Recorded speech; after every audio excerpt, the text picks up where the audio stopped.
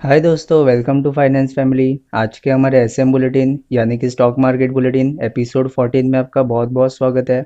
आज की वीडियो में हम इंडेक्स और स्टॉक के ऊपर डिस्कशन करेंगे। इंडेक्स तो हम फिक्स हो चुके हैं कि टाइम वाइज करेक्शन में एंटर कर चुके हैं, लेकिन आने वाले टाइम में इंडेक्स में कैसी मूवमेंट आ सकती है और आपको किस तरह के ट्रेडिंग में जाना चाहिए, उसके ऊपर आज हम डिस्कशन करेंगे। और स्टॉक्स के अंदर मेटल सेक्टर और ऑटो सेक्टर दोनों इंपॉर्टेंट होने वाले हैं। मेटल सेक्टर एक ऐसे पॉइंट के ऊपर खड़ा हुआ है जहाँ से वो अगर ब्रेकआउट आता है या ब्रेकडाउन आता है, दोनों ही इंपॉर्टेंट है। ब्रेकडाउन अगर आ जाता है यहाँ से तो 10-12% की गिरावट आ सकती है यहाँ से, और अगर ब्रेकआउट आ जाता है तो मेटल सेक्टर यहीं से संभाल लेंगे और ऊपर भी निकल सकते हैं। तो मेटल सेक्टर काफ़ी इंपॉर्टेंट पॉइंट पे है, तो इसे पूरा ज़रूर देखेगा। तो चलिए शुरू करते हैं आज की वीडियो को।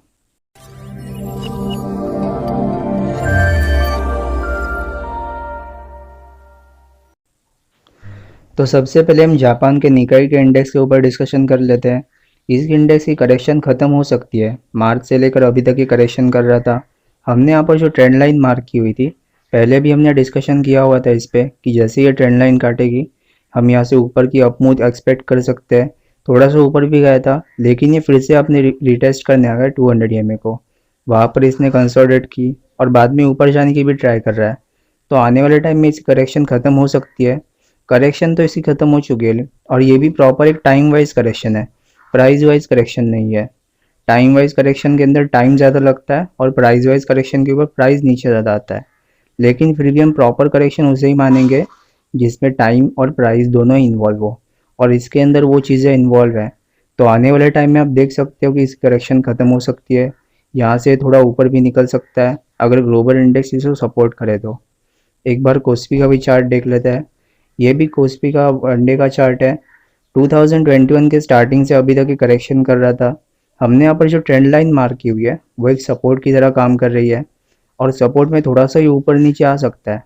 लेकिन जैसे इसका भी ब्रेकआउट आएगा हम लोग एशियन मार्केट्स के अंदर तेज़ी एक्सपेक्ट कर सकते हैं। ऑस्ट्रेलिया का चार्ट देख लेते हैं। ये चार्ट थोड़ा सा ख़राब है। आप अगर 2021 से अभी तक के रिटर्न्स कंपेयर करो तो बाकियों की तुलना में काफ़ी कम रिटर्न्स है, और इसने काफ़ी कम रिटर्न्स दिए तो ज़्यादा नीचे भी नहीं आएगा। तो चाइना का भी चार्ट देख लेते हैं। ये भी एक प्रॉपर कंसोलिडेशन में है। मार्च से लेकर अभी तक ये करेक्शन कर रहा था। मार्च में जो टॉप लगा है वहाँ से हम करेक्शन गिन सकते हैं शॉर्ट टर्म की, लेकिन इसका लॉन्ग टर्म का चार्ट इतना ज़्यादा अच्छा नहीं है। लॉन्ग टर्म में इसने ज़्यादा अच्छे रिटर्न्स दिए नहीं है। यूरोपियन चार्ट देख लेते हैं। डैक्स का चार्ट काफ़ी ऊपर आ चुका है, अपने लाइफ टाइम हाई के ऊपर आ चुका है, लेकिन एक बार इसको भी अपने 200 EM पे वापस आना है कंसोलिडेट करने। वहाँ पर जैसे ही कंसोलिडेट करेगा तब हम मान सकते हैं करेक्शन ख़त्म हो गई। अभी हम बिल्कुल नहीं मान सकते कि करेक्शन ख़त्म हो गई। मूविंग एवरेजेस अभी भी काफ़ी दूर है, स्क्वीज़ अभी भी हुआ नहीं है, कंसोलिडेशन बाकी है नीचे के साइड। तो इसको भी एक बार वापस आना है। कैक का चार्ट देख लेते हैं। ये भी थोड़ा ऊपर जा चुका है, लेकिन इसको भी एक बार वापस आना है करेक्शन करने। तो यूरोपियन मार्केट्स और एशियन मार्केट्स के अंदर करेक्शन हो सकती है। एशियन मार्केट्स में हालांकि करेक्शन बाकी है, लेकिन वो टाइम वाइज करेक्शन बाकी है। जैसे कि इंडिया की बात भी करेंगे आगे, लेकिन जापान और कोस्पी का वाला देखो तो टाइम वाइज करेक्शन बाकी है। प्राइस वाइज वो करेक्शन पूरी कर चुके हैं, और एक बार चाइना भी करेक्शन कर सकता है अगर आने वाले टाइम में, तो पूरी तरह से टाइम वाइज करेक्शन होगी। प्राइस वाइज ज़्यादा नीचे नहीं आएंगे। एक बार यूएस का चार्ट देख लेते हैं। यूएस के चार्ट में डॉ जोन्स, यूएस का नैस्डैक इंडेक्स और रसल 2000, ये तीनों ही अलग अलग परफॉर्म कर रहा है। अगर हम निफ्टी की बात करें वैसे तो Nifty mid cap, Nifty junior, Nifty small cap, इसका चार्ट आपको लगभग एक ही नज़र आएगा। थोड़ा बहुत ऊपर नीचे हो सकता है, लेकिन लगभग ही आपको एक ही चार्ट नज़र आएंगे। लेकिन यूएस की ऐसा नहीं है। यूएस में हर एक चार्ट अलग अलग परफॉर्म कर रहा है। यूएस में मई से लेकर अभी तक ये डॉ जोन्स करेक्ट कर रहा था। हमने यहाँ पर जो ट्रेंड लाइन मार्क की हुई है 33,000 के आसपास, इसके ऊपर एक बार इसे वापस आना है, वहाँ पर कंसोलिडेशन करनी है, मूविंग एवरेजेस नज़दीक लाना है। तो आने वाले टाइम में इसमें भी करेक्शन हो सकती है। यूरोपियन मार्केट्स की तरह इसमें भी करेक्शन प्राइस वाइज बाकी है। टाइम वाइज ये करेक्ट कर चुका है। नेस्डैक का एक बार चार्ट देख लेते हैं। नेस्डैक का चार्ट तीनों चार्ट में काफ़ी स्ट्रांग है। नेस्डैक में हालांकि मार्च से लेकर अभी तक करेक्शन चल रही थी। इसको हम पूरी तरह से एक रनिंग करेक्शन बोल सकते हैं। रनिंग करेक्शन का मतलब है जो मूव इसने की, यानी कि अप मूव इसमें की, वो करेक्शन में ऑलमोस्ट रिटेस्ट कर दी। जैसे कि फॉल आया था बीच बीच में, तो उसके अंदर पूरी मूव रिटेस्ट कर दी। तो ये थोड़ा सा ख़राब है, लेकिन इसको भी एक बार नीचे आना है प्राइस वाइज करेक्शन को पूरा करने। रसल 2000 का चार्ट देख लेते हैं। रसल 2000 का चार्ट काफ़ी इंटरेस्टिंग है। मार्च से लेकर नवंबर तक ये करेक्शन कर रहा था। नवंबर के अंदर ब्रेकआउट भी आ गया और ये ऊपर भी निकल सकता है यहाँ से। तो रसल की करेक्शन यहाँ पर ख़त्म हो चुकी है। नैस्डैक में करेक्शन हो सकती है और डॉ जोन्स के अंदर करेक्शन हो सकती है।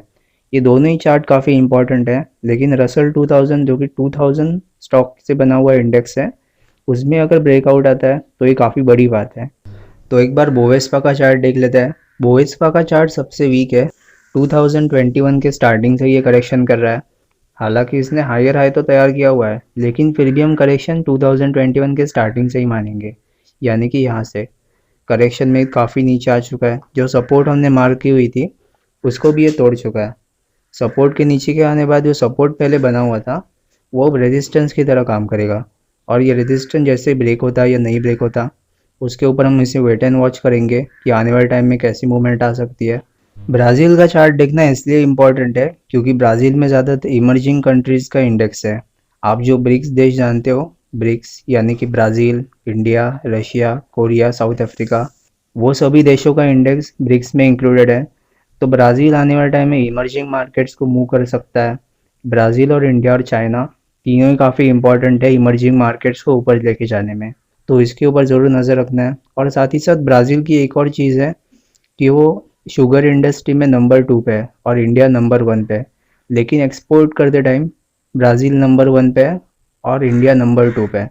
क्योंकि हमारे यहाँ कंजप्शन थोड़ी सी ज़्यादा है, इसलिए हम एक्सपोर्ट उतना नहीं करते थे ब्राज़ील की तुलना में। तो ब्राज़ील जैसे ही मूव करता है, हमारे यहाँ शुगर स्टॉक को भी नज़र रखना है कि शुगर कैसे मूव करता है। तो उसके ऊपर हम ज़रूर बात करेंगे। आने वाले टाइम में बलरामपुर चीनी का भी चार्ट देखेंगे और इसके अंदर आप जान सकते हो कि काफ़ी ज़्यादा सिमिलर है। तो चलिए एक बार निफ्टी का चार्ट देख लेते हैं। निफ्टी का चार्ट 2 आवर के टाइम फ्रेम पर सपोर्ट ले रहा है, यानी कि 2 आवर के टाइम फ्रेम पर 200 डेज की मूविंग एवरेज 200 ईएमए पर ये सपोर्ट ले रहा है। और एक बार इसका कंसोलिडेशन मिसिंग है, और इस कंसोलिडेशन के अंदर एक बार निफ्टी को तो 17,000 के नीचे आना है। थोड़ा सा 17,000 के नीचे आ सकता है ये करेक्शन करने, और अगले 2-3 महीने के लिए। 2-3 महीने के बाद काफ़ी 2 बड़े इवेंट्स हैं, यानी कि फरवरी में बजट आने वाला है और मार्च के अंदर यूपी के इलेक्शंस। और दोनों इवेंट्स ख़त्म होने से पहले मार्केट में जो भी अपनी करेक्शन है वो पूरी निपटा देना है, और उसके बाद हम बड़ी अप मूव स्टार्ट कर सकते हैं। एक ऐसी अप मूव जिसमें निफ्टी काफ़ी ऊपर आ सकता है, और 2022 का साल इंडिया के लिए काफ़ी अच्छा हो सकता है। पूरे ग्लोबली हम बात करें तो, और ग्लोबली इंडेक्स में इंडिया काफ़ी आउट परफॉर्म कर सकता है बाकी इंडेक्सेस को। तो इसके ऊपर ज़रूर नज़र रखिएगा। आने वाले 2-3 महीने में करेक्शन हो सकती है, लेकिन ये जो फेज़ चल रहा है साइडवेज फेज़, उसमें आपकी स्टॉक सिलेक्शन कितनी भी अच्छी हो, लेकिन पैसा आपको आसानी से नहीं मिलेगा। तो अभी के टाइम पे आपको ये चीज़ ध्यान रखनी है कि ये टाइम पे वो पैसा खोना नहीं है। अगर आप नो प्रॉफिट नो लॉस पे भी निकलते हो तो भी कोई प्रॉब्लम नहीं है, लेकिन आपको लॉस नहीं करना। ये टाइम के ऊपर पैसा बचा के रखना है, क्योंकि आने वाला टाइम काफ़ी अच्छा है। उसके ऊपर आप दाव लगा सकते हो और काफ़ी ऊपर जा सकती है हमारे मार्केट्स। और 2003 से लेकर 2007 तक जो बुल मार्केट दिखाई दी थी, उसका सेकेंड वर्जन भी शायद स्टार्ट हो चुका है इंडिया में, और मार्केट काफ़ी ऊपर जा सकती है। इससे भी कई गुना आपसे रिटर्न्स दे सकते हैं।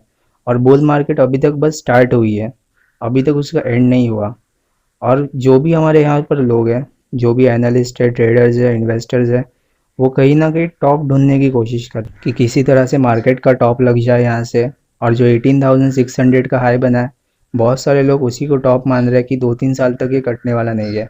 लेकिन ये 2-3 साल वाला टॉप नहीं है, 2-3 महीने वाला टॉप है। 2-3 महीने में साइडवाइज मार्केट हो सकती है। साइडवाइज मार्केट के बाद उसकी भी अपमूव स्टार्ट हो जाएगी। 17,000 के आसपास तो इसे आना है, लेकिन जैसे इस मार्केट का लो लगेगा, यानी कि ये करेक्शन चल रही है उसका लो लगेगा, तब 50% से ज़्यादा स्टॉक अपने ऑल टाइम हाई या उसके भी थोड़ा ऊपर हो सकते हैं। तो स्टॉक स्पेसिफिक मूवमेंट हो सकती है। प्राइस वाइज ये ज़्यादा नीचे नहीं करेगा, लेकिन टाइम वाइज करेक्शन ज़्यादा करेगा। और जो भी एशियन मार्केट्स की बात करोगे तो टाइम वाइज करेक्शन में ही ज़्यादा है। और अगर यूरोपियन और यूएस मार्केट की बात करें तो उनमें प्राइस वाइज करेक्शन हो सकती है, और एशियन मार्केट्स के अंदर टाइम वाइज करेक्शन। तो इसके ऊपर ज़रूर नज़र रखिएगा। तो एक बार बैंक निफ्टी का चार्ट देख लेते हैं। बैंक निफ्टी का चार्ट काफ़ी इंटरेस्टिंग है। मार्च से लेकर ये अभी तक थोड़ी सी अपमूव दे चुका है, लेकिन ये बहुत घिसा घिसा कर ऊपर गया है। एकदम सीधी रेखा में या फिर जिससे ऊपर जाना चाहिए वैसे ऊपर नहीं गया। तो एक बार इसको भी पूरा रिट्रेस करना है।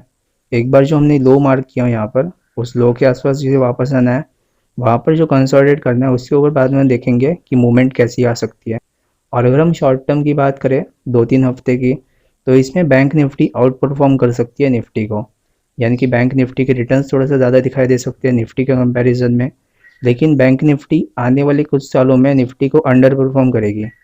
यानी कि निफ्टी के रिटर्न्स ज़्यादा होंगे, बैंक निफ्टी के रिटर्न्स थोड़े कम हो सकते हैं। निफ्टी आईडी का चार्ट देख लेते हैं।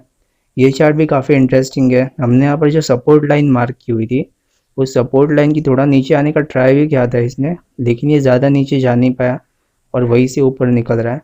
लेकिन फिर भी इसमें टाइम बचा हुआ है, टाइम वाइज करेक्शन बची हुई है। तो आईटी सेक्टर और बैंकिंग सेक्टर में हालांकि आप 1-2 हफ्ते की ट्रेडिंग कर सकते हो और थोड़ी सी अपमूव एक्सपेक्ट कर सकते हो, लेकिन आईटी से आपको दूर रहना है।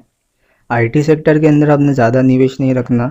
अगर आपने लॉन्ग टर्म के लिए होल्ड किया हुआ है, स्टॉक काफ़ी पहले लिए हुए थे, तो उसके अंदर आप होल्ड कर सकते हो, लेकिन शॉर्ट टर्म के अंदर इसे ट्रेड नहीं करना। एक बार निफ्टी जूनियर का भी चार्ट देख लेते हैं। निफ्टी जूनियर का चार्ट काफ़ी इंटरेस्टिंग है। इसमें जो बाउंस आया था एक फॉल के बाद, उस बाउंस के अंदर ये 78% की रिट्रेसमेंट पूरी कर चुका है और उसके बाद थोड़ा सा ऊपर भी जा चुका है। लेकिन एक बार इसको भी नीचे आना है, 3 आवर के टाइम फ्रेम पर कंसोलिडेट करना है। काफ़ी करेक्शन इसमें भी बची हुई है। मिड कैप और स्मॉल कैप के चार्ट थोड़े इंटरेस्टिंग है। हालांकि निफ्टी में प्राइस वाइज करेक्शन नहीं आएगी, निफ्टी में टाइम वाइज करेक्शन आ सकती है। यानी कि निफ्टी ज़्यादा नीचे नहीं गिरेगा, लेकिन स्मॉल कैप और मिड कैप नीचे गिर सकते हैं और काफ़ी अच्छे से गिर सकते हैं। ये जो लो लगा है यहाँ पर, ये लो भी काटा जा सकता है स्मॉल कैप में। और एक बार मिड कैप की बात कर लेते हैं। तो मिड कैप के अंदर भी करेक्शन बची हुई है। मिड कैप को कंसोलिडेट भी करना है और प्राइस भी नीचे आना है। तो स्मॉल कैप और मिड कैप से अभी आपको थोड़ा सा दूर रहना है। निफ्टी के अंदर ज़्यादा करेक्शन नहीं आने वाली, साइडवेज रहने वाला है। ये मैं बार बार बोल रहा हूँ कि आने वाले टाइम में आप देखोगे कि हम यहीं पर खड़े हुए हैं। 2-3 महीने के आप देखोगे तो 18,000 के आसपास ही मार्केट मिलेगी, ना तो ज़्यादा ऊपर या ना तो ज़्यादा नीचे। लेकिन ये टाइम पे अगर ट्रेड करके या स्विंग ट्रेड करके पैसा कमाना थोड़ा सा मुश्किल है। आप में से जितने भी स्मार्ट प्लेयर्स होते हैं या जितने भी एक्सपीरियंस होंगे, पैसा कमाना ये वाले टाइम पे काफ़ी मुश्किल है, क्योंकि मार्केट साइडवेज हो सकती है। तो ये टाइम का ज़रूर नज़र रखिएगा। कोई भी स्टॉक अगर आपको नीचे मिलता है या बड़ी करेक्शन यहाँ पर ख़त्म हो चुकी है, तो उसमें आप इन्वेस्टमेंट के रिगार्डिंग लॉन्ग टर्म के लिए कॉल्स ले सकते हो। लॉन्ग टर्म के लिए एक पोजीशन बनाना काफ़ी फ़ायदेमंद हो सकता है ये वाले टाइम में। यानी कि करेक्शन वाले टाइम में आपको लॉन्ग टर्म के लिए पोजीशन आप बना सकते हो, लेकिन शॉर्ट टर्म की स्विंग ट्रेड करना काफ़ी मुश्किल है यहाँ पर। तो आप में से जितने भी लोग स्विंग ट्रेड करते हैं वो थोड़ा सा दूर हो सकते हैं, या फिर आपको कोई भी ऐसे चार्ट मिलते हैं जहाँ पर कंफर्मेशन काफ़ी ज़्यादा है, तो उसके अंदर आप ट्रेड ले सकते हो। लेकिन स्विंग ट्रेड करना काफ़ी मुश्किल है ये वाले टाइम पे। तो एक बार स्टॉक की चार्ट देख लेते हैं। तो सबसे पहले हम मेटल सेक्टर की बात करेंगे। मेटल सेक्टर काफ़ी इंपॉर्टेंट होने वाला है आने वाले टाइम में। मेटल सेक्टर एक ऐसी जगह पर खड़ा हुआ है कि यहाँ से अगर संभाल जाता है तो यहीं से ऊपर निकल जाएगा, और यहाँ से अगर नहीं संभाल लेता तो 10-12% की गिरावट आ सकती है। तो इसके ऊपर ध्यान से सुनिएगा। सबसे पहले हम जिंदल स्टील एंड PWR की बात कर लेते हैं। ये काफ़ी इंपॉर्टेंट है, नियो वेव्स के हिसाब से बात करेंगे, तो इसे ध्यान से सुनिएगा। आप यहाँ पर साफ साफ देख सकते हो, हमने यहाँ पर एक फिबोनाची रिट्रेसमेंट मार्क की हुई है, ये वाले लो से लेकर ये वाले हाई तक। इसमें आप देख सकते हो कि 1, 2, 3, 4 और 5 की स्ट्रक्चर में इम्पल्स फॉर्म हुई है, यानी कि ऊपर जा रहा है इम्पल्स की फॉर्म में। इसको आप ट्रेंडिंग मूव बोल सकते हो एक सिंपल लैंग्वेज में। और उसके बाद करेक्शन स्टार्ट हो गई, यानी कि A, B, C। अगर ये C यहाँ पर करेक्शन ख़त्म कर देता, यहीं पर प्रीवियसली कंसोलिडेशन हुई थी, 50% रिट्रेसमेंट हो चुकी है यहाँ पर, मूविंग एवरेजेस भी यहाँ पर नज़दीक थे। अगर यहीं पर कंसोलिडेट करके ऊपर निकल जाता तब भी कोई प्रॉब्लम नहीं थी। लेकिन एक बार इसने ये वाला भी लो तोड़ दिया, तो ये वाला लो तोड़ने के बाद इसकी 61% की रिट्रेसमेंट आती है। 61% की रिट्रेसमेंट हालांकि ये अभी तोड़ चुका है, लेकिन उसके ऊपर आप नज़र रखिएगा कि आने वाले टाइम में अगर ये 78% की रिट्रेसमेंट कर देता है, तब ये अकेला तो आएगा नहीं, अपने दोस्तों को भी लेके आएगा, यानी कि Hindalco, Tata steel, JSW steel, उनके साथ आ सकता है। तो एक बार उनका चार्ट देख लेता है। ये हिंदाल्को का 1 डे का चार्ट है। ये वाली बात जो मैं बोलने वाला हूँ उसे ध्यान से सुनिएगा। अगर आप 1 डे के टाइम फ्रेम पर 100 EMA पर सपोर्ट लेते हुए दिखते हो कोई भी स्टॉक को, तो वो स्टॉक 4 आवर के टाइम फ्रेम पर 200 EMA को सपोर्ट ले रहा है। एक बार वापस रिपीट करता हूँ, अगर कोई भी स्टॉक 1 डे के टाइम फ्रेम पर 100 EMA पर सपोर्ट ले रहा है, तब वही स्टॉक वही सेम चार्ट पर 4 आवर के टाइम फ्रेम पर सपोर्ट ले रहा है 200 EMA पर। एक एग्जांपल देके आपको समझाता हूँ। जैसे कि टाटा स्टील का चार्ट, टाटा स्टील में आप देख सकते हो कि 100 EMA पर सपोर्ट ले रहा था, उसको ब्रेक भी कर चुका है। तो एक बार इसका 4 आवर का चार्ट देख लेते हैं। 4 आवर के चार्ट में ये 200 EMA पर सपोर्ट ले रहा था और उसको ब्रेक कर चुका है।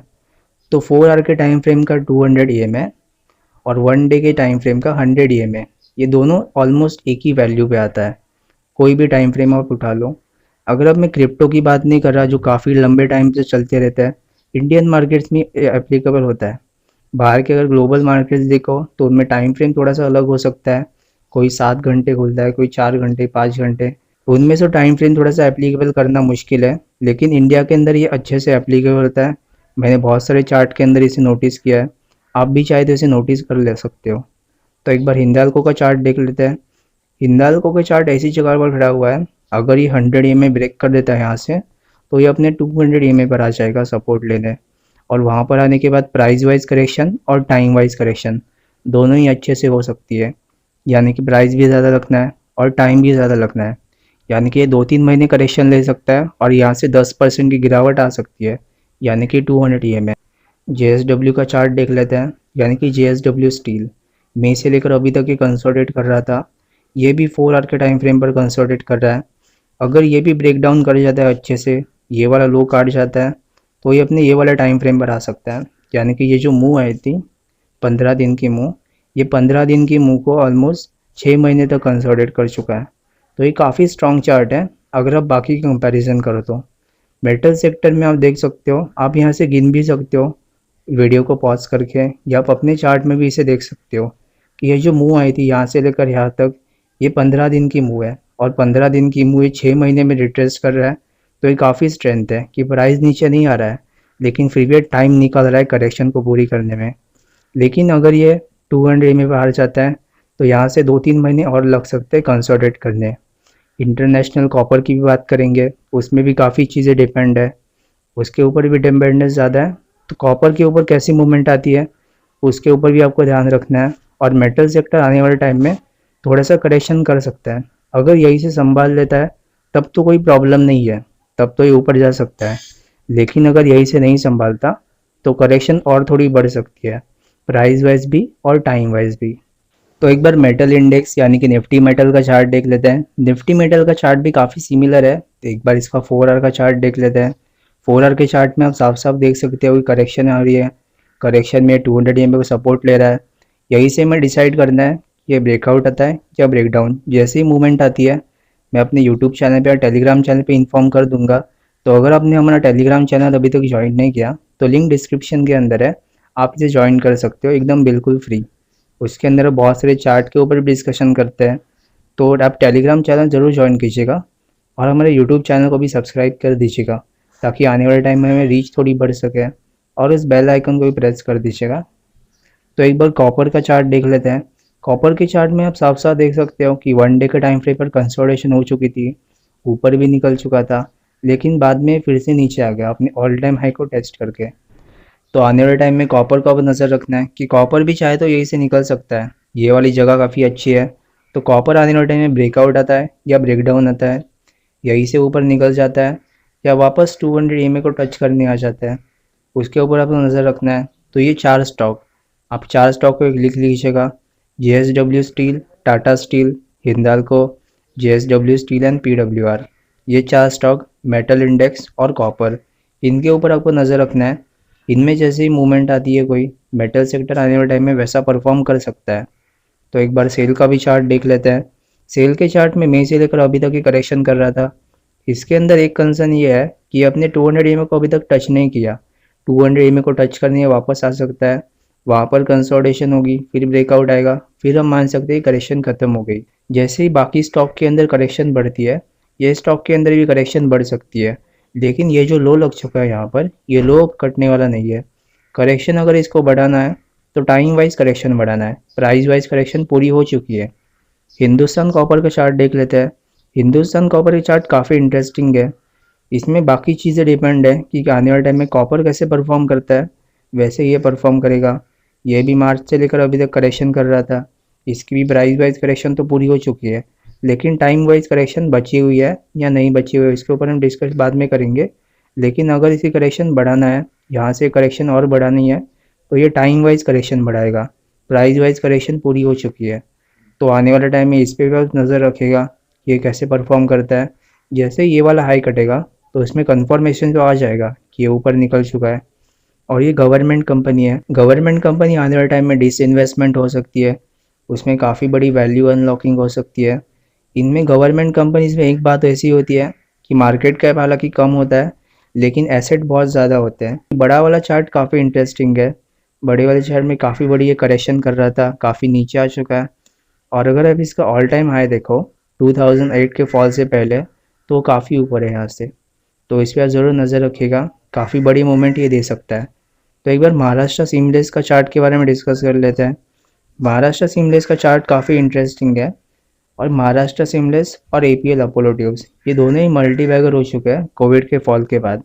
इसमें सबसे बड़ा रीज़न है पीएलआई स्कीम। पीएलआई स्कीम यानी कि प्रॉफिट लिंक इंसेंटिव, यानी कि गवर्नमेंट आपको मदद करेगी अगर आप कोई भी फैक्ट्री सेटअप करते हो या कोई भी ऐसा प्लांट लगाते हो जो पीएलआई स्कीम के अंदर आता है। पीएलआई स्कीम के अंदर बाकी चीज़ें भी इंक्लूडेड है, जैसे कि इलेक्ट्रॉनिक मैन्युफैक्चरिंग। और इलेक्ट्रॉनिक मैन्युफैक्चरिंग की अगर बात करें तो डिक्सन के आप जानते हो कि 2000 का स्टॉक 20,000 हो गया, बाद में स्प्लिट भी हो चुका है, लेकिन वो भी ऑलमोस्ट 10 गुना के रिटर्न दे चुका है। तो पीएलआई स्कीम के अंदर स्पेशलाइज स्टील के अंदर इंडिया नंबर 1 पे आ चुका है अभी मैन्युफैक्चरिंग में। पीएलआई स्कीम पहले इंडिया नंबर 3 पे था, चाइना और जापान के बाद, लेकिन इंडिया नंबर 1 पे है। और इसमें सबसे बड़ा योगदान महाराष्ट्र सीमलेस और एपीएल अपोलो ट्यूब्स इन दोनों का काफ़ी ज़्यादा है। तो ये दोनों काफ़ी बड़े मल्टीबैगर रिटर्न्स तभी दे चुके हैं जब इंडिया नंबर 1 पे आ चुका। तो इस चीज़ से दोनों नजर रखिएगा। महाराष्ट्र सीमलेस की अगर स्पेसिफिक बात करें तो डाउन मूव तो ख़त्म हो चुकी है, लेकिन बुल मार्केट अभी तक ख़त्म नहीं हुई। बुल मार्केट तभी शुरू होगी जब इसका ऑल टाइम हाई कटेगा, जो कि 2008 से पहले काफ़ी ऊपर है।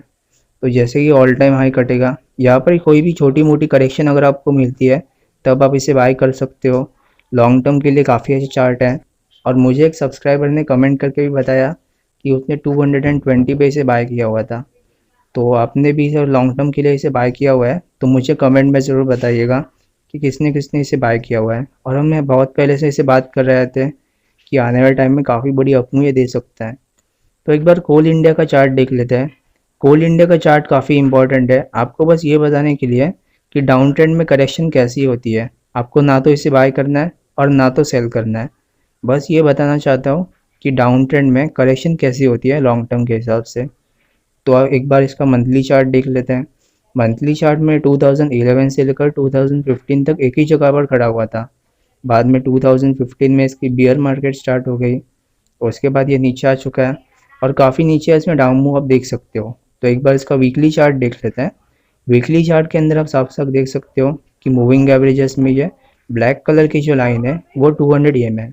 तो कोल इंडिया में काफ़ी बड़ी कंसोलिडेशन यहाँ पर हो सकती है। 200 EMA और 50 EMA के बीच में कंसोलिडेशन हो सकती है।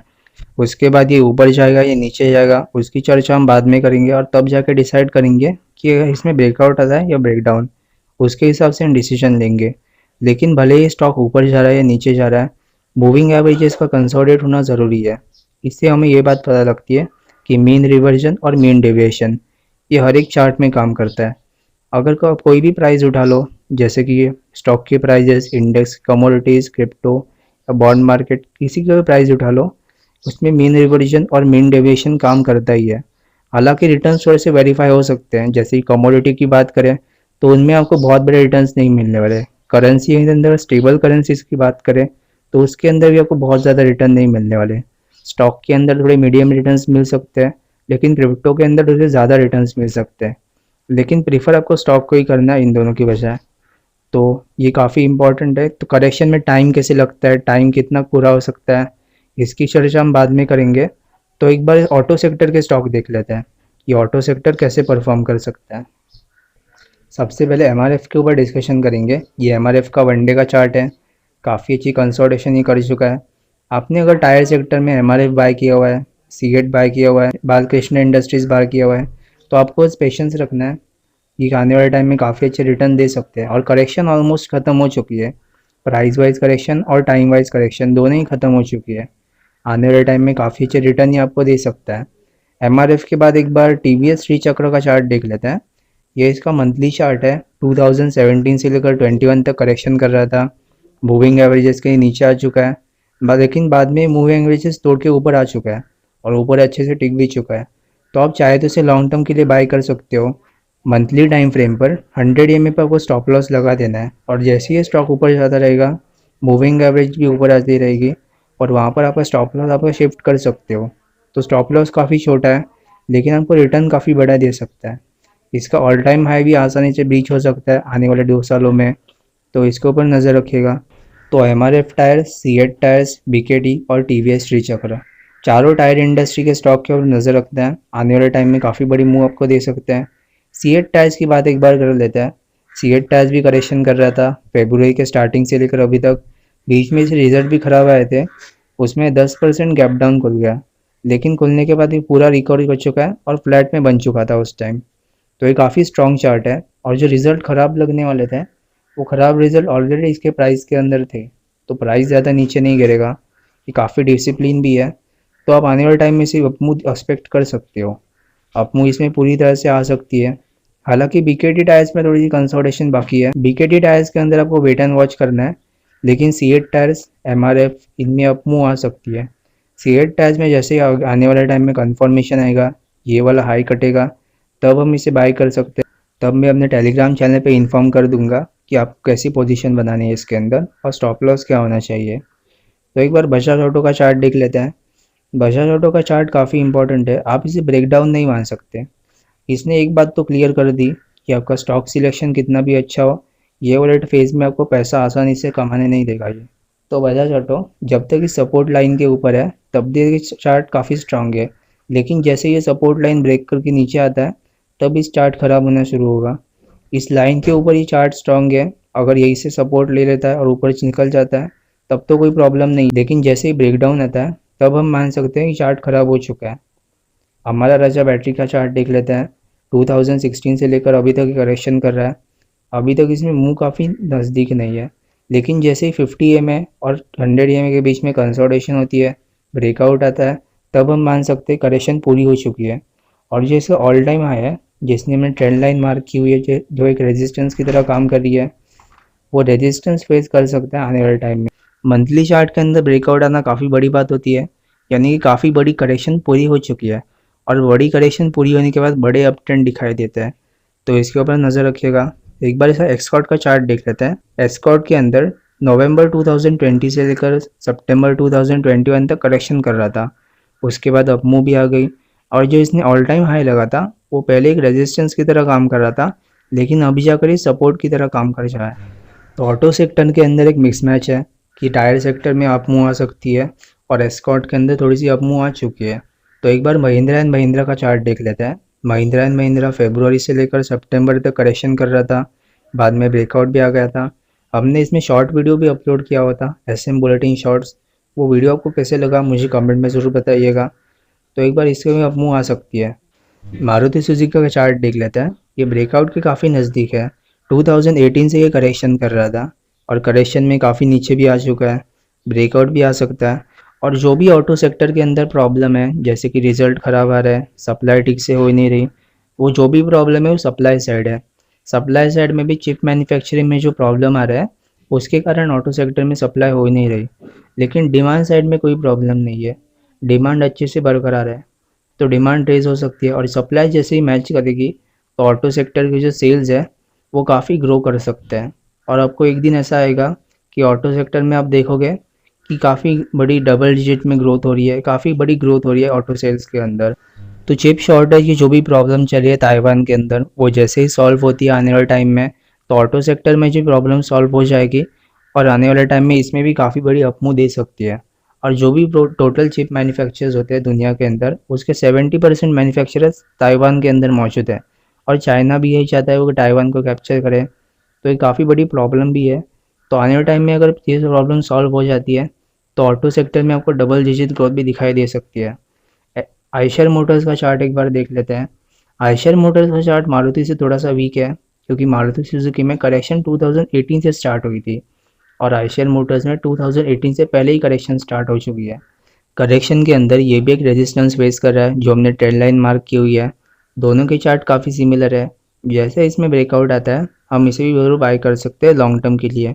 और ब्रेकआउट आएगा वीकली टाइम फ्रेम पर, यानी कि वीकली टाइम फ्रेम का ब्रेकआउट तभी आता है जब पूरी तरह से क्लोजिंग हो जाती है।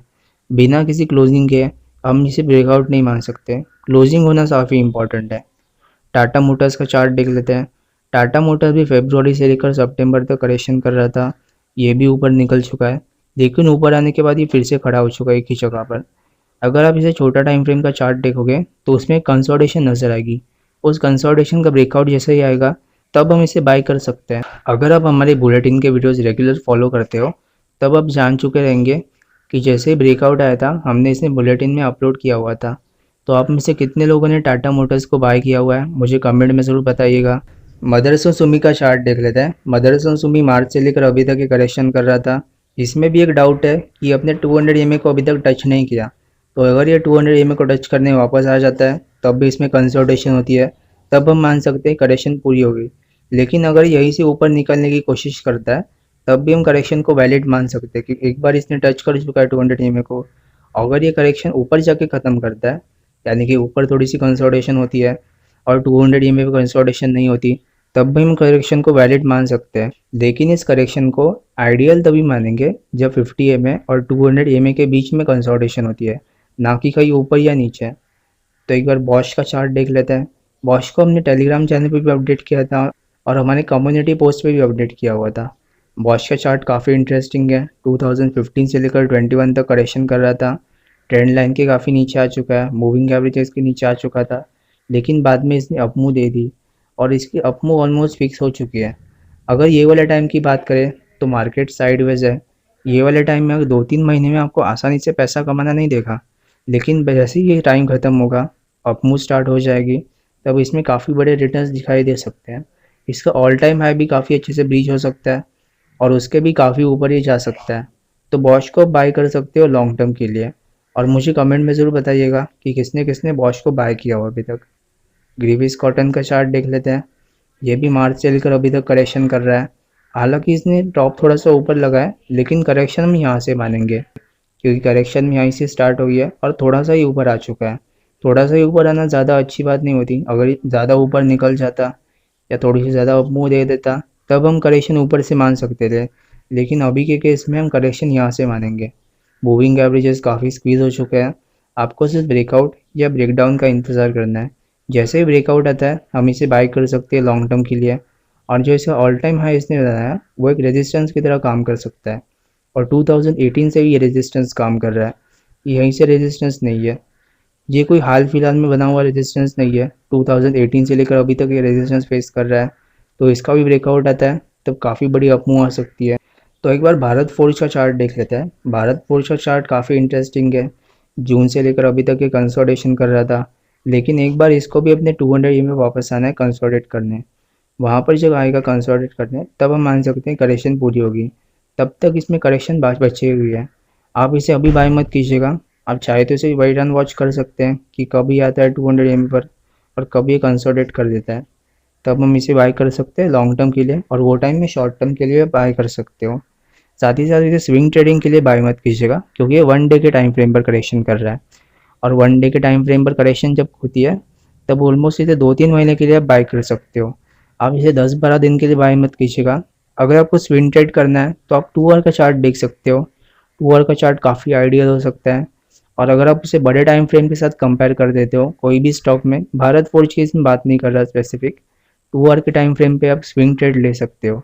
अगर आप बड़ा टाइम फ्रेम इसमें इंक्लूड कर देते हो तो, जैसे कि 1 डे के टाइम फ्रेम पर ट्रेंड क्या चल रहा है, 1 डे के टाइम फ्रेम पे अगर अप ट्रेंड है और अगर 2 आवर के टाइम फ्रेम पर अगर आपको कोई दिखता है कि छोटी करेक्शन खत्म हो रही है, तब आप इसे स्विंग ट्रेड के लिए कोई भी स्टॉक बाय कर सकते हो। और यहाँ पर जो भी स्टॉक मैं डिस्कस कर रहा हूँ वो बस एजुकेशनल पर्पज़ के लिए है। अगर आपको इसमें बाई या सेल की पोजीशन बनानी है तो अपने सेबी रजिस्टर्ड फाइनेंशियल एडवाइजर की सलाह ज़रूर लीजिएगा।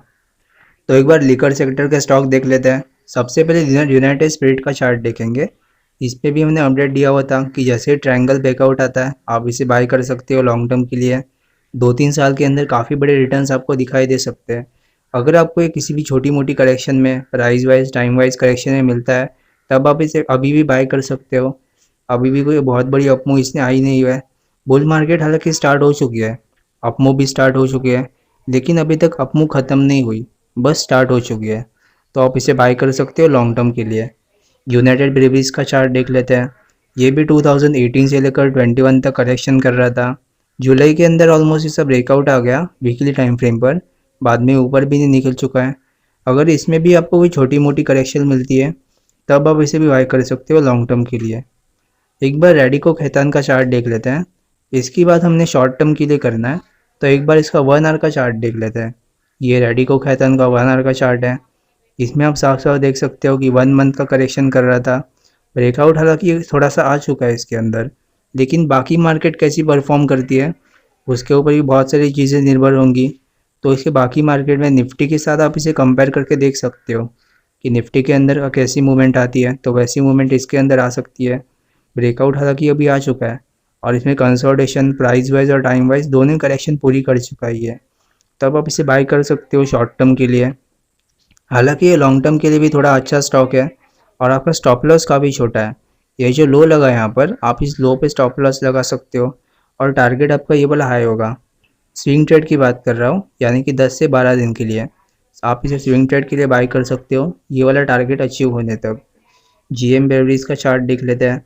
जीएम बेवरेजेस का एक बार वीकली चार्ट देख लेते हैं सबसे पहले। वीकली चार्ट में 18 से लेकर 21 तक करेक्शन कर रहा था। काफ़ी नीचे कंसोलिडेशन किया, ब्रेकआउट भी आ गया, ब्रेकआउट में ऊपर भी निकल चुका है, लेकिन ऊपर जाने का छोटी करेक्शन में एंटर कर चुका है।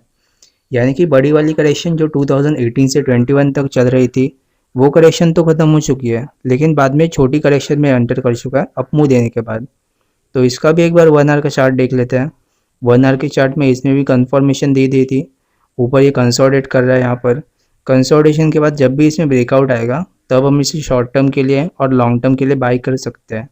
ये भी काफ़ी अच्छा स्टॉक है और लीकर सेक्टर आने वाले टाइम में काफ़ी ग्रो कर सकता है, क्योंकि इंडिया के अभी जो यंग पॉपुलेशन है वो आने वाले टाइम में लीकर कंज्यूम कर सकती है। आपको लीकर सेक्टर का काफ़ी बुलिश रखना है। लीकर, इंफ्रास्ट्रक्चर और मेटल सेक्टर, इन तीनों के ऊपर काफ़ी बुलिशनेस है, तो आप इसे बाय कर सकते हो लॉन्ग टर्म के लिए।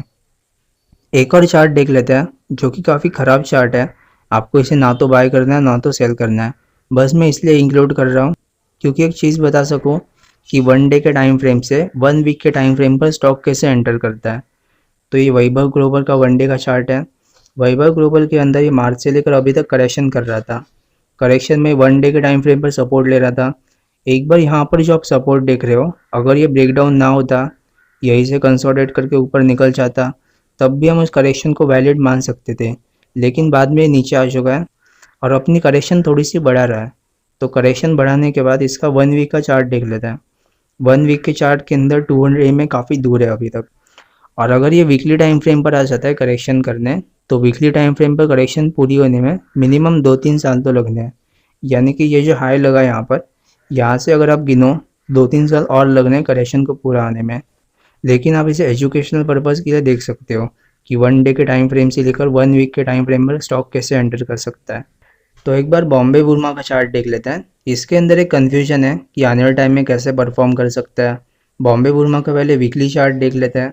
वीकली चार्ट के अंदर आप साफ साफ देख सकते हो कि जो रेजिस्टेंस फेस कर रहा है, अपने यहाँ पर जो ट्रेंड लाइन मार्क की हुई है, वो ट्रेंड लाइन के ऊपर जैसे निकलता है तभी इसे बाई कर सकते हैं लॉन्ग टर्म के लिए और शॉर्ट टर्म के लिए भी। लेकिन ये ट्रेंड लाइन के ऊपर नहीं निकलता, अगर यहाँ से करेक्शन बढ़ाना चाहता है तो कैसे बढ़ा सकता है। तो एक बार इसका मंथली चार्ट देख लेते हैं। मंथली चार्ट के अंदर ये 18 से लेकर अभी तक करेक्शन कर रहा था। अगर इसे करेक्शन बढ़ाना है यहाँ से, तो अपने 100 EMA पर आएगा करेक्शन को बढ़ाने, और जो कंसोलिडेशन होगी वो 100 EMA और 50 EMA के बीच में होगी। अगर कोई भी स्टॉक 200 EMA पर नहीं आता मंथली टाइम फ्रेम पर, तब भी हम उस करेक्शन को पूरी तरह से वैलिड मानेंगे। कुछ अच्छे स्टॉक होते हैं जैसे कि एशियन पेंट, रिलायंस, ऐसे स्टॉक 200 EMA पर भी आते हैं नहीं मंथली टाइम फ्रेम पर, तब हम उस करेक्शन को वैलिड तभी मान सकते हैं जब स्टॉक काफ़ी अच्छा हो और वो मंथली टाइम फ्रेम पर 50 EMA और 100 EMA के बीच में भी कंसोलिडेट कर दे। अगर ये करेक्शन यहाँ से बढ़ती है तो ज़्यादा से ज़्यादा 100 EMA पर आ सकता है, लेकिन उसके बाद टाइम काफ़ी लग सकता है। यानी कि जो कोई भी स्टॉक अगर मंथली टाइम फ्रेम पर करेक्शन कर रहा है, तब उसे 8 साल भी लग सकते हैं करेक्शन को पूरा होने में। और मैक्सिमम हमने देखा हुआ है बलरामपुर चीनी में कि 16 साल लग चुके हैं करेक्शन को पूरा होने में। तो 16 की करेक्शन काफ़ी बड़ी होती है, तब आप इसे ज़रूर बाय कर सकते हो जब कोई अच्छा सिग्नल मिलता है। तो जैसे ये ट्रेंड लाइन पार होती है, अगर ये नीचे नहीं आता यहाँ से और अगर ऊपर जाने के बाद ये ट्रेंड लाइन क्रॉस कर देता है, तब हम मान सकते हैं कि करेक्शन इसकी और नहीं बढ़ने वाली।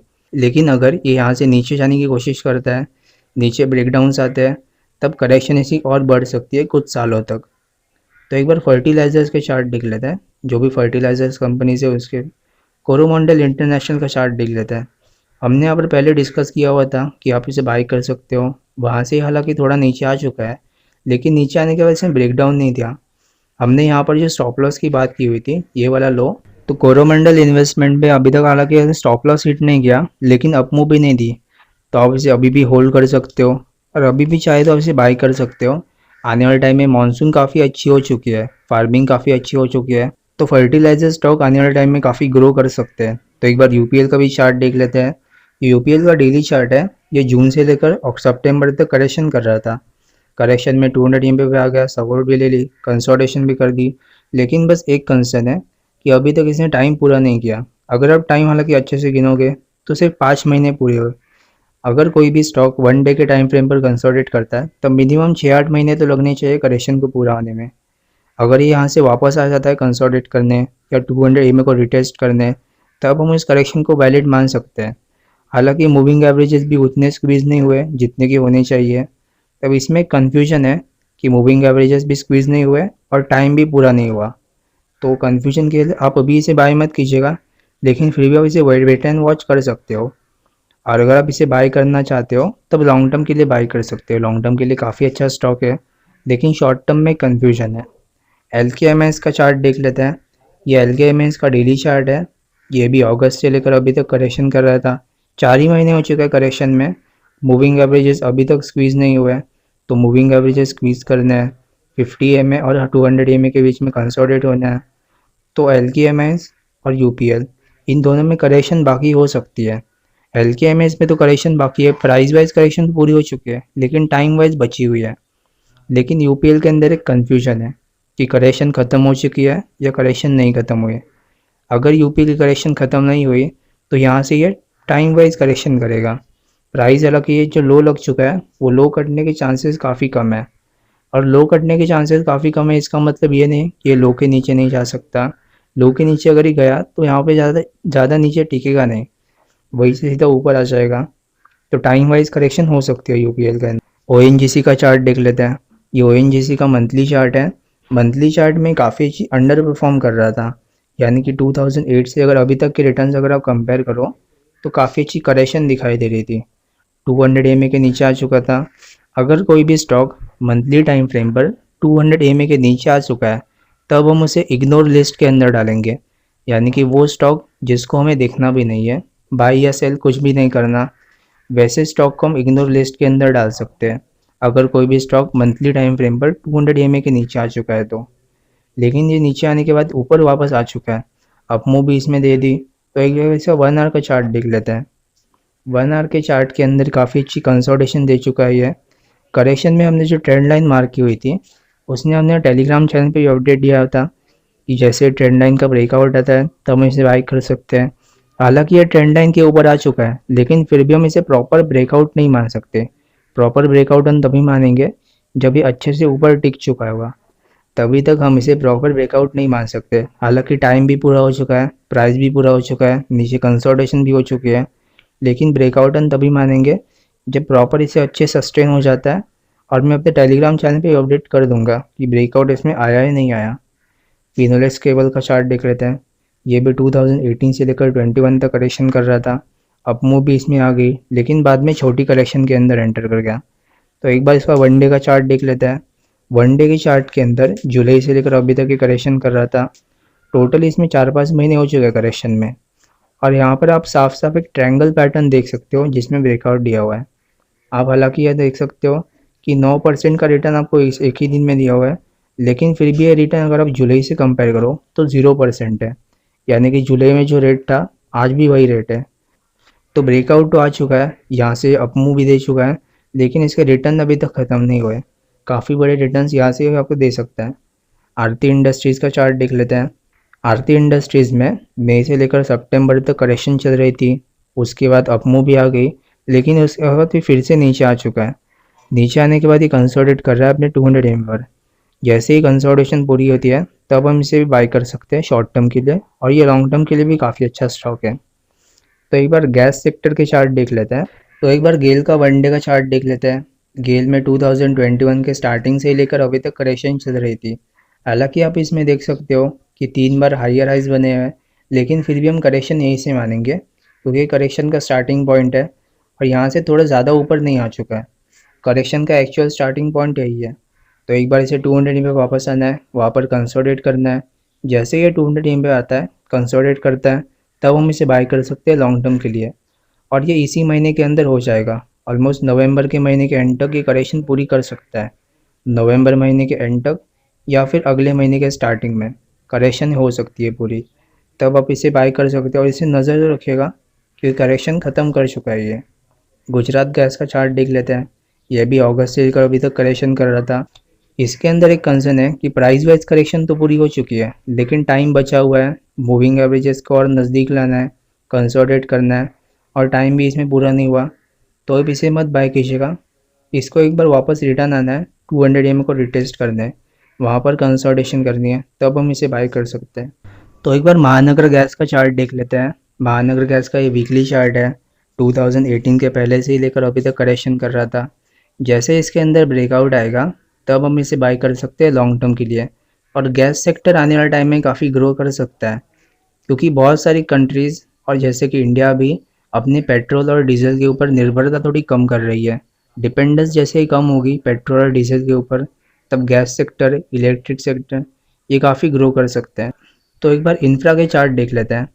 इंफ्रा की बात हमने पहले से करता आ रहा हूँ कि निफ्टी इंफ्रा में ब्रेकआउट आ गया मंथली टाइम फ्रेम पर।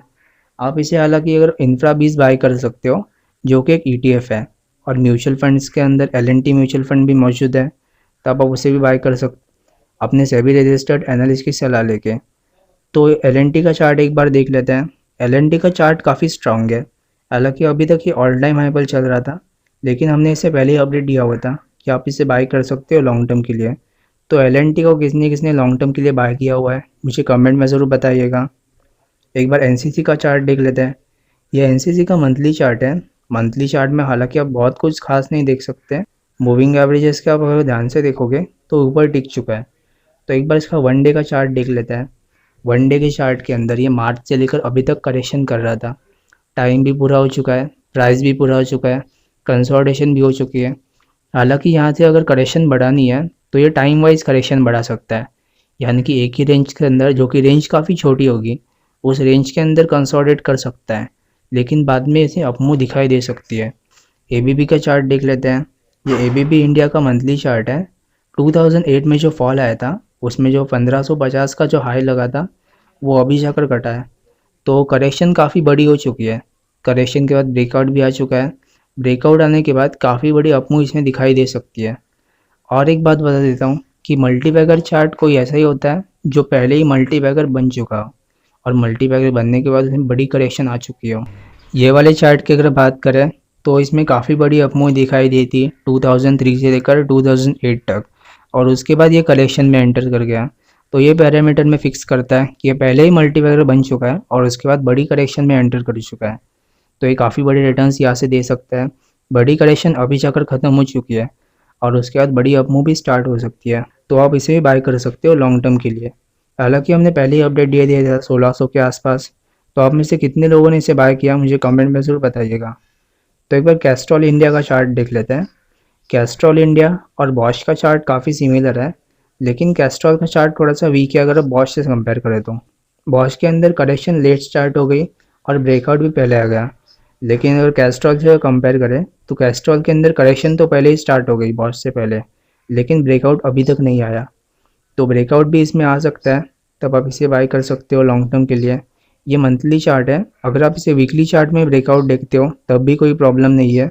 जैसे ये ट्रेंड लाइन हमने मार्क की हुई है, ये सपोर्ट की तरह काम कर रही है। ये सपोर्ट जैसे ही तोड़ेगा तब आप इसे बाय कर सकते हो लॉन्ग टर्म के लिए भी। सीमेंस का चार्ट देख लेते हैं। सीमेंस का चार्ट बहुत अच्छा है अगर आप LNT से कंपेयर करोगे। LNT का चार्ट भी काफ़ी अच्छा है, सीमेंस का भी चार्ट अच्छा है, लेकिन अगर आप ABB और सीमेंस, इन दोनों को कंपेयर करोगे तो सीमेंस का चार्ट अच्छा है क्योंकि ये थोड़ा सा ऊपर निकल चुका है। ये भी फ्लैट खड़ा हुआ था, तो इसमें भी अप मूव आ सकती है। ब्रेकआउट इसमें आ चुका है, तब आप इसे बाय कर सकते हो लॉन्ग टर्म के लिए। थर्मैक्स का चार्ट एक बार देख लेते हैं। थर्मैक्स का चार्ट और एल का चार्ट काफ़ी सिमिलर है अगर आप लॉन्ग टर्म की बात करें तो। ये भी 2003 से लेकर 7 तक काफ़ी बड़े रिटर्न्स दे दिया था, सेम एल की तरह, और बाद में रनिंग करेक्शन के अंदर एंटर कर गया, वो भी सेम एल की तरह, और इसमें भी अभी अप मूव आ सकती है। तो एक बार इसका डेली चार्ट देख लेते हैं।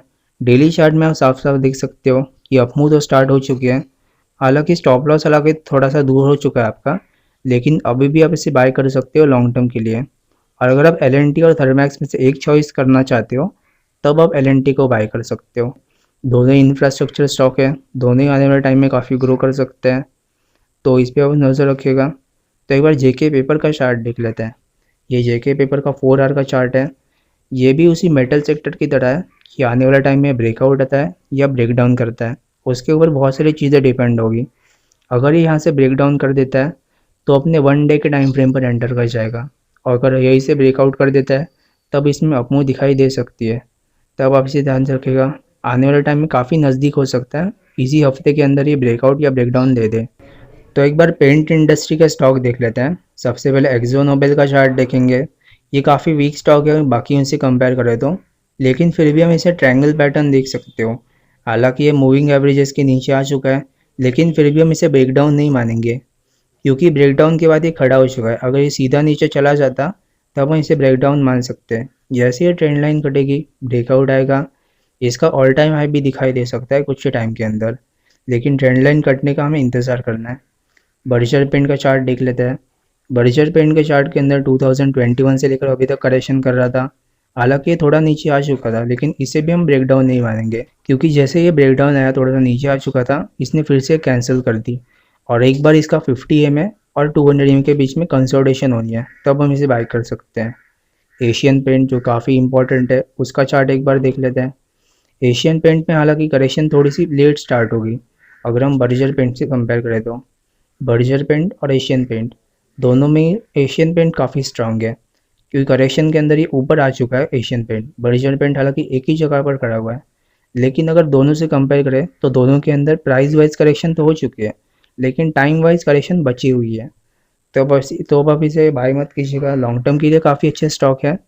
लॉन्ग टर्म के लिए अगर आप बाय करना चाहते हो तो कोई सही टाइम नहीं है, कभी बाय कर सकते हो, ये काफ़ी अच्छे रिटर्न आपको दे सकता है। लेकिन शॉर्ट टर्म के अंदर टाइम वाइज करेक्शन बची हुई है, तब टाइम वाइज करेक्शन जब पूरी होती है तब मैं इसे अपडेट कर दूंगा, तब आप इसे बाय कर सकते हो। नेरोलेक का चार्ट देख लेते हैं। ये भी 2018 से लेकर अभी तक करेक्शन कर रहा है। हालांकि ब्रेकआउट इसमें आ चुका था, लेकिन ब्रेकआउट आने के बाद वापस ये रिट्रेस करने आ गया अपनी ट्रेंड लाइन को, और ये ज़्यादा ऊपर जा नहीं पा रहा क्योंकि बाकी पेंट के अंदर 2021 के स्टार्टिंग से ही करेक्शन चल रही थी। तो बर्जर पेंट और एशियन पेंट ज़्यादा ऊपर नहीं निकल चुका है, और एक्जो नोबेल भी ज़्यादा ऊपर नहीं गया, तब ये भी कंसोलिडेट कर रहा था। तो बाकी पेंट में कैसी मूवमेंट आती है तब आप इसे आइडेंटिफाई कर सकते हो। यह भी पॉसिबल है कि इसके अंदर टाइम वाइज करेक्शन बची हुई है, तब आप इसे वेट एंड वॉच कीजिएगा कि कैसे मूवमेंट आती है और इसे बाय और सेल करना है या नहीं। तो एक बार क्राइसिल का चार्ट देख लेते हैं। ये क्राइसिल का मंथली चार्ट है। इसके अंदर भी वही प्रिंसिपल्स लागू होते हैं कि 2003 से लेकर अभी तक काफ़ी बड़ी रिटर्न्स दी थी। 2003 से लेकर 15 तक ये मल्टीपैगर हो चुका था। 15 से लेकर 21 तक ये करेक्शन कर रहा था। एक बार इसका वीकली चार्ट देख लेते हैं। वीकली चार्ट के अंदर आप साफ साफ देख सकते हो कि 2015 से थोड़ा सा पहले ही करेक्शन इसने स्टार्ट कर दी, और 2021 के बाद में करेक्शन ख़त्म कर दी। यानी कि ऑलमोस्ट ये 7 साल करेक्शन कर चुका है। उसके बाद ब्रेकआउट भी आ चुका है। तो ब्रेकआउट के बाद इसका 3 ईयर का चार्ट देख लेते हैं।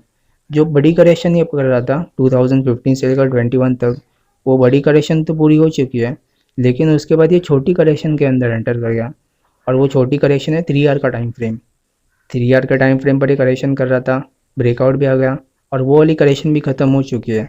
तब आप इसे बाय कर सकते हो लॉन्ग टर्म के लिए भी। लॉन्ग टर्म के लिए काफ़ी अच्छा स्टॉक है। आपका स्टॉप लॉस काफ़ी छोटा रहेगा। ये वाला लो जो तैयार हुआ है वो जो स्टॉप लॉस रहेगा आपका, लेकिन टारगेट ये काफ़ी बड़े रिटर्न्स दे सकता है क्योंकि इसने 7 साल की करेक्शन पूरी हुई है। एक बड़ी मूव तभी आती है जब एक बड़ी करेक्शन पूरी होती है। इसकी करेक्शन तो पूरी हो चुकी है, तो इसे बाय कर सकते हो लॉन्ग टर्म के लिए। MCX का चार्ट देख लेते हैं। ये MCX का वीकली चार्ट है। वीकली चार्ट के अंदर आप साफ साफ देख सकते हो कि रेंज के अंदर फंसा हुआ था। हमने हालांकि पहले ही बात की हुई थी कि ये वाला जो ब्रेकआउट आता है ये वाले कैंडल के साथ, तो आप इसे बाय कर सकते हो। लेकिन उसके बाद ये फिर से नीचे आ चुका है। फिर से नीचे इसलिए आया था क्योंकि IRCTC का इश्यू हो गया था। लेकिन IRCTC और MCX दोनों ही अलग अलग कंपनीज हैं। IRCTC जिस तरह से नीचे आया, इसे गलती से नीचे आ गया था आप बोल सकते हो। तो ये नीचे इसने कैंसिल कर दी और फिर से इसे अपमूव रिज्यूम हो चुकी है। तो आप इसे अभी भी बाय कर सकते हो लॉन्ग टर्म के लिए।